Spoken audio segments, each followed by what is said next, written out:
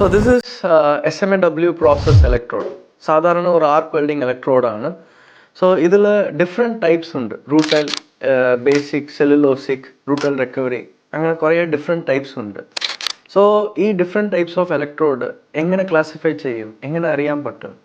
So ഇപ്പോൾ ഇവിടെ നോക്കിക്കഴിഞ്ഞാൽ കുറച്ച് കോഡ്സ് ഉണ്ട്. AWS code, American welding society codes ഉണ്ട്. AWS A 5.1, 5.4, 5.5 അങ്ങനെ കുറേ കോഡ്സ് ഉണ്ട്. സോ ഇവിടെ എഴുതിയിട്ടുണ്ടാവും E6013 അല്ലെങ്കിൽ E7018 അല്ലെങ്കിൽ E6010 അങ്ങനെ പോലെ. So E stands for electrode and in the 60 or 70 stands for tensile strength. എത്രയ്ക്ക് ടെൻസൈൽ സ്ട്രെങ്ത് ഉണ്ട് ഈ വെൽഡിൽ.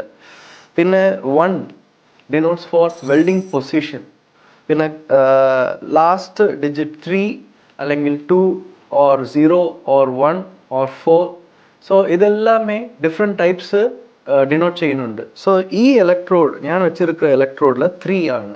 സോ അതായത് rutile type. 3 is rutile, 2 and 3 is for rutile, 0 and 1 for cellulosic, and 5, 6, 8 for basic, and 4 is for heavy rutile or rutile recovery.